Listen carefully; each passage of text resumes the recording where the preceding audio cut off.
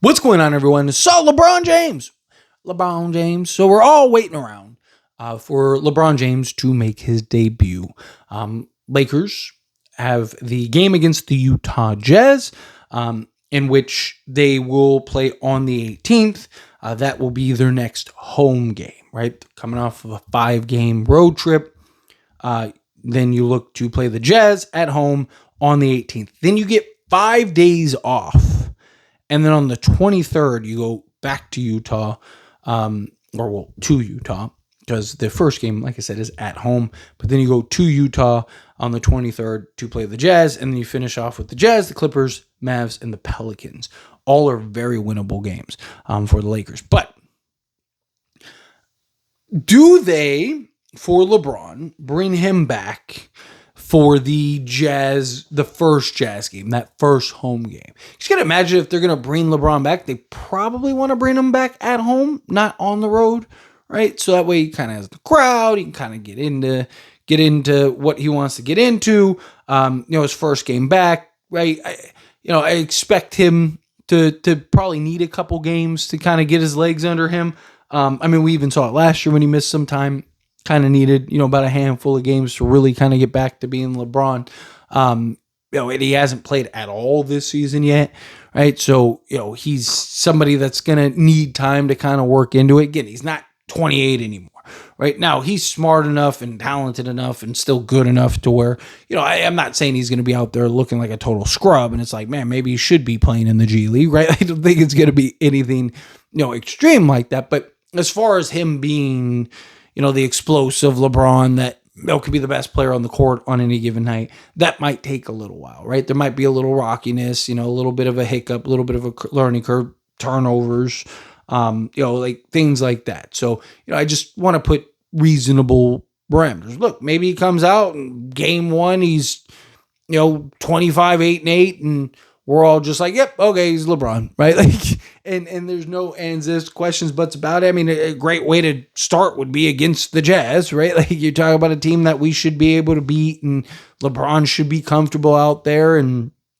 kind of get what he wants, where he wants. And then if you bring him back for the home game, right, that home Jazz game, then you're in business, right? But again, so a lot of talks. I mean, even LeBron kind of hinted on IG that he's probably returning soon.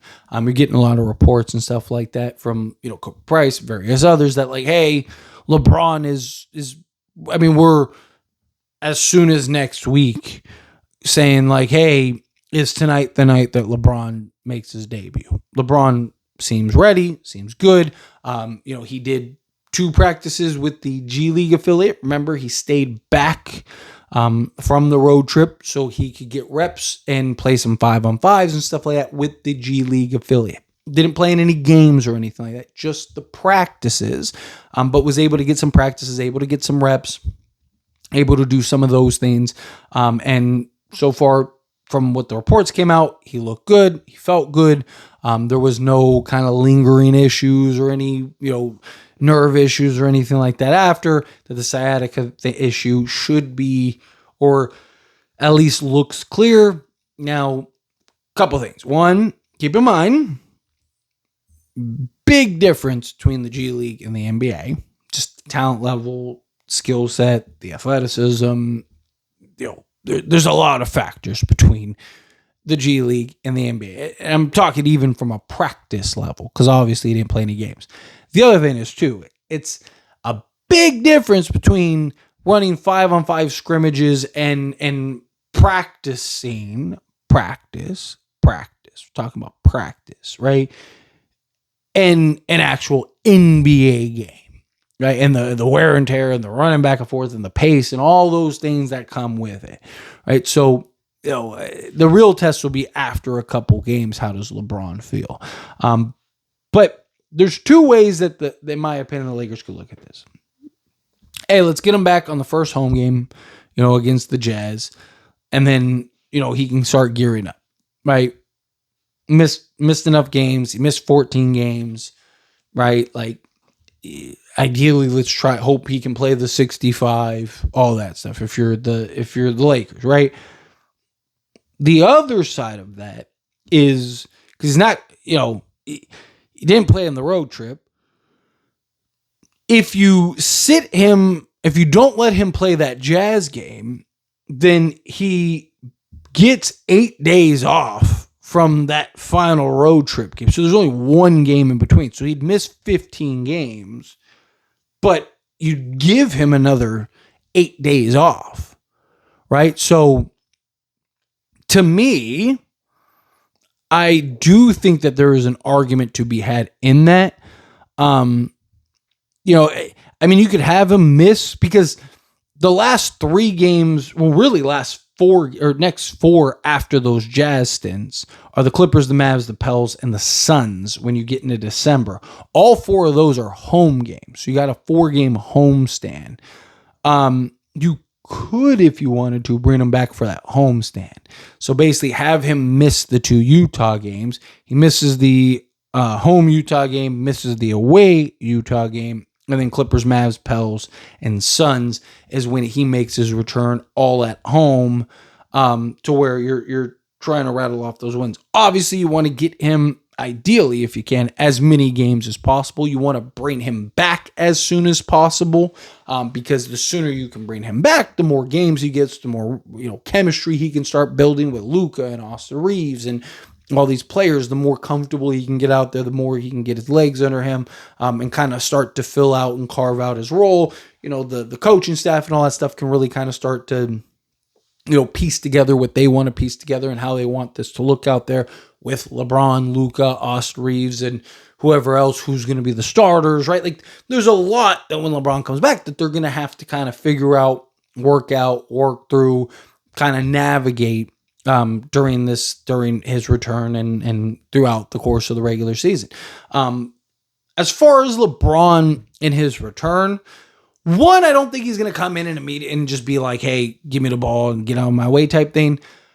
But I hope in general that doesn't happen, right? Like, I've talked very heavily. I really hope LeBron looks at this Lakers team and the success that they've had, because they've been very successful. I mean, you can make an argument this is the best LeBron team LeBron's ever been on, because it's the first team that actually is good without LeBron. Even like the Cavs teams with Kevin Love and Kyrie Irving, or, Miami with Dwayne Wade and Chris Bosh, when LeBron didn't play, couldn't buy a win to save their lives, right? So this is a team that has a winning record without LeBron, or winning games without LeBron, and are looking very good and have some very, notable wins and road wins and all these things that, is really good, right? So my hope is that LeBron sees all this and goes like, hey, you guys just keep doing what you're doing. You guys keep playing the level you're playing. You guys keep operating the way you want to operate. I and JJ Redick and this coach staff will figure out how to integrate me into this. We will figure out how do you integrate LeBron without taking away? Because it's really easy to just naturally default to LeBron. It's LeBron James. He's one of, if not the greatest players ever. The gravity that he just draws and all those things. Like, it's really easy to go, okay, LeBron's back. Cool. Here you go. Here's the ball. And you don't want that. Again, you want LeBron. LeBron's the piece that can put you, like, this Lakers team is a playoff team, right? Without LeBron. You want LeBron to come in and be the difference maker to catapult you into contention, right? You want LeBron to come in and not take away from what you have, but rather add to a level that is like, wow, this is really game changing.